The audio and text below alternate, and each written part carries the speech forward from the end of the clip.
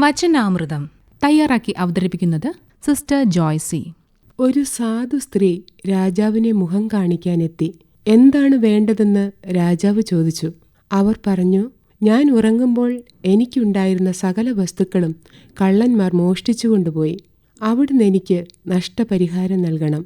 രാജാവ് ചോദിച്ചു, ഞാൻ എന്തിനാണ് നഷ്ടപരിഹാരം നൽകുന്നത്? നിങ്ങൾ കിടന്നുറങ്ങിയത് എൻ്റെ കുറ്റമാണോ? സ്ത്രീ പറഞ്ഞു, അങ്ങ് ഉണർന്നിരിക്കുമെന്ന് ഞാൻ വിചാരിച്ചു, അതുകൊണ്ടാണ് ഞാൻ ഉറങ്ങിപ്പോയത്. കാവൽക്കാരാണ് എല്ലാവരും. ഒറ്റയ്ക്കുറങ്ങി ഒറ്റയ്ക്കുണർന്ന് ആരും ജീവിക്കില്ല. അറിഞ്ഞും അറിയാതെയും എല്ലാവരും ആർക്കെങ്കിലുമൊക്കെ കാവൽ നിൽക്കുന്നുണ്ട്. ആ കാവലാണ് ഓരോരുത്തരുടെയും മനസ്സമാധാനവും ആത്മവിശ്വാസവും. എപ്പോഴും ഉള്ള സാമീപ്യമോ വിടാതെയുള്ള പിന്തുടരലോ അല്ല കാവൽ. അസാന്നിധ്യത്തിലും ഉറപ്പിക്കപ്പെടുന്ന സാന്നിധ്യമാണത്. വിശുദ്ധ ബൈബിളിൽ കർത്താവ് കായേനോട് ചോദിച്ചു, നിന്റെ സഹോദരൻ എവിടെ? അവൻ പറഞ്ഞു, എനിക്കറിഞ്ഞുകൂടാ. സഹോദരന്റെ കാവൽക്കാരനാണോ ഞാൻ?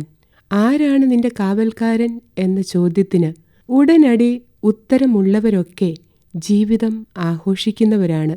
എന്തു വന്നാലും കൂടെ നിൽക്കാൻ ഒരാളുണ്ട് എന്നതിനേക്കാൾ ധൈര്യം പകരുന്ന മറ്റൊരു വസ്തുതയില്ല. എത്ര പേർക്ക് നീ പ്രതീക്ഷയാണ്? നിന്നിലൂടെ ജീവിതത്തിന്റെ ആനന്ദവും താളവും കണ്ടെത്തുന്നവർ ഉണ്ടാകുമോ?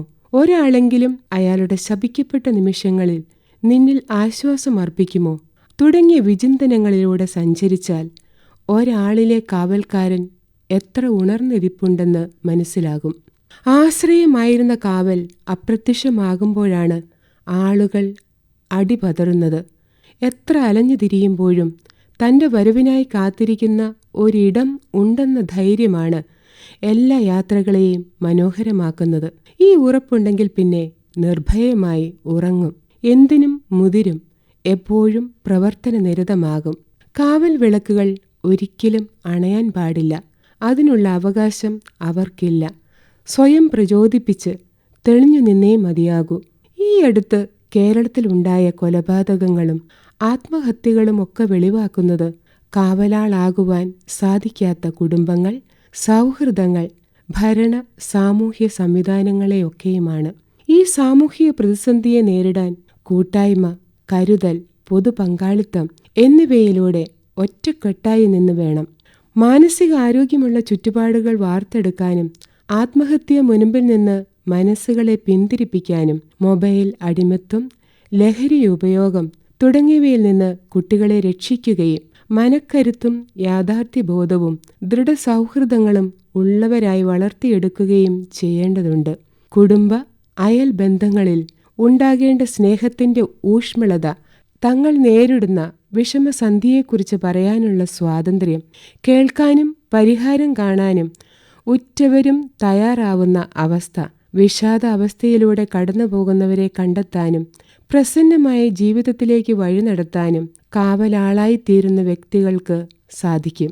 ഏത് സങ്കീർണ പ്രതിസന്ധിയെ നേരിടാൻ വേണ്ട ഏറ്റവും മികച്ച പോംവഴി നല്ല സൗഹൃദങ്ങളും കെട്ടുറപ്പുള്ള കുടുംബവും ഈശ്വരവിശ്വാസവും പ്രാർത്ഥനാ ജീവിതവുമാണ്.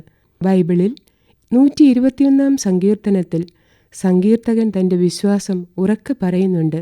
കർത്താവാണ് നിന്റെ കാവൽക്കാരൻ, നിനക്ക് തണലേകാൻ അവിടുന്ന് വലതുഭാഗത്തുണ്ട്.